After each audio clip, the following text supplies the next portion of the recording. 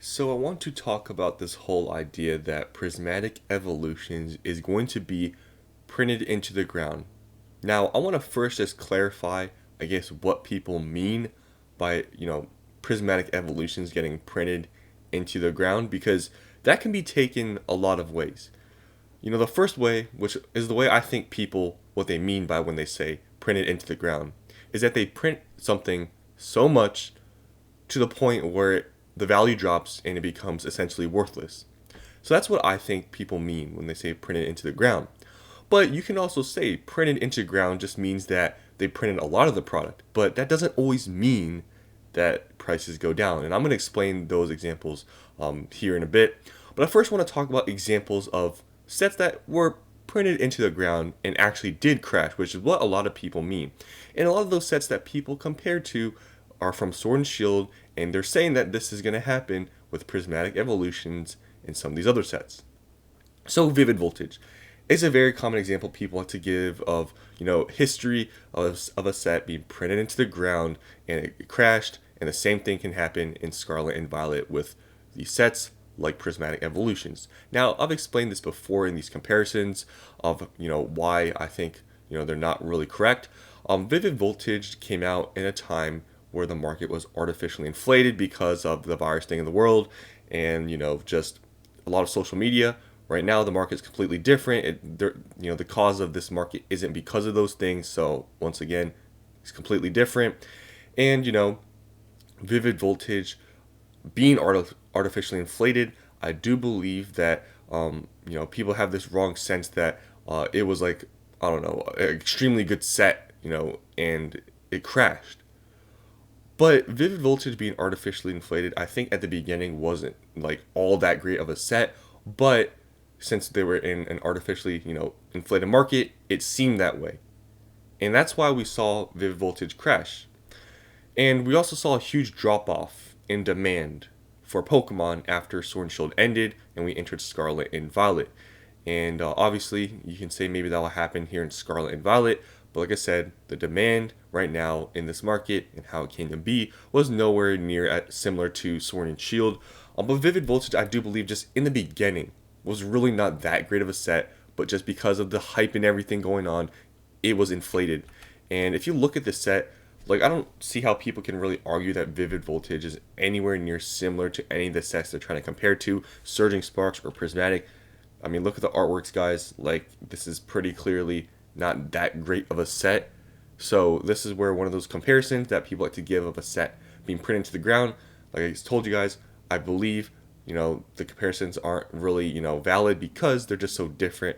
Set came out in a different time, and the set isn't really that strong. So I don't see how people really are comparing Vivid Voltage to any of these other, sets in Scarlet and Violet. Now, people recently have been talking about Shining Fates and Prismatic Evolutions just because they both have EVs on the box, and Shining Fates is a specialty set. Now, it's the same thing with Vivid Voltage. Came out in a time where things were artificially hyped up, and it was probably more expensive than it should have been because of the artificial hype, and it wasn't that great of a set to begin with. Now, when you see the cards in the set, look at the main set, guys. This really has nothing, right? And when you go to the Shiny Vault, yeah, it has the Charizard, which was the big chase, which is why it was super expensive.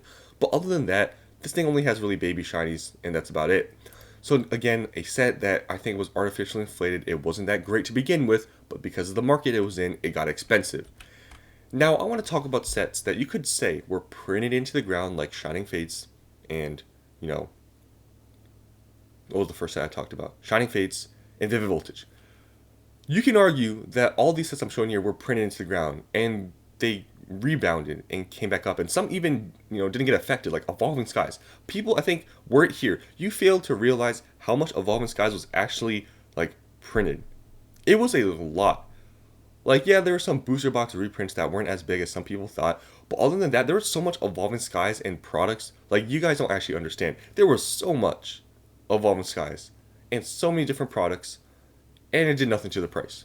Because Evolving Skies, what is it? How is it different than Vivid Voltage and Shining Fates? It's a good set. That's a big difference. Fusion Strike, we all know at one point this was an $80 box. Why is it now $450 to $500? Because it's a good set. Lost Origin, same thing. Why did it go from 180 to 120 when it got reprinted and then just rebounded quickly, and then now it's what, a $350 booster box because it's a good set.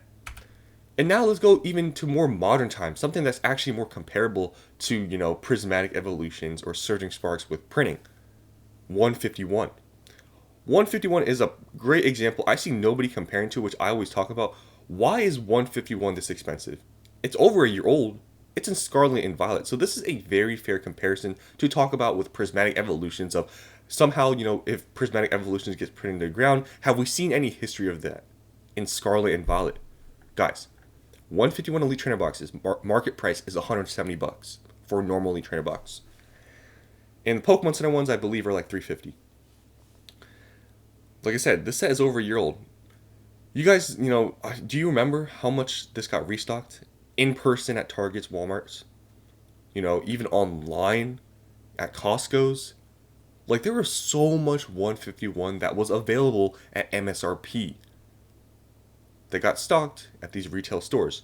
And what happened to the prices? Not really anything. Look at the whole year chart. Guys, there's so much being restocked. I don't know if you guys know that, but there's so much of 151 that got restocked. People were able to get them at MSRP, okay, but what happened to the market price? Absolutely nothing. Why? Because 151 is a strong set. So, this whole idea that Prismatic Evolutions is going to turn out to be, Vivid Voltage or Shining Fates where they get printed into the ground because there's no demand and, the set falls off because it's not strong. Like, Prismatic Evolutions, regardless of obviously, they're being said, to be objective, I guess, views on art and stuff, Prismatic Evolutions is a good set, right? It might be pretty much the best set we've seen so far in Scarlet and Violet, right? With that being said, being basically the best set we've seen from Scarlet and Violet, obviously it's up for debate. Maybe you say, some other sets like Paldea or, 151's better. It would be very, very hard to imagine right now that this set could get printed into the ground so much to end up like Vivid Voltage and Shining Fates. There is so much demand right now, and I see it, the demand continuing here. And there's so much stuff that Pokemon would need to print. And I would think it would just be impossible for them to print this in the ground. And even if they did just print strictly Prismatic, I don't think it would exactly just crash prices to Shining Fates level where Elite Trainer boxes were in the 30s. I don't see that happening, and even in the future, when the hype of Prismatic ends, which who knows if it'll ever end, because we see sets like Evolving Skies, years after being released, still growing and still very popular, so Prismatic Evolutions could be the same, maybe not, but I just don't see how people are thinking that this is going to absolutely crash when it's the best, pretty much the best that we've seen from Scarlet and Violet, and all the stuff that needs to get printed, in previous sets, and all the stuff in the future that needs to be printed. It seems impossible. I know it is possible. Maybe this stuff does crash.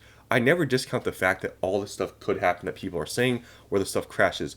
But the amount of demand in the market we're in right now, it's very hard to see this crashing like people think it's going to happen. And what has happened before with some of these Sword and Shield sets. I don't see it happening, but, maybe somehow this market, after it cools off, maybe a ton of people leave. Maybe maybe this is a whole repeat of Sword and Shield.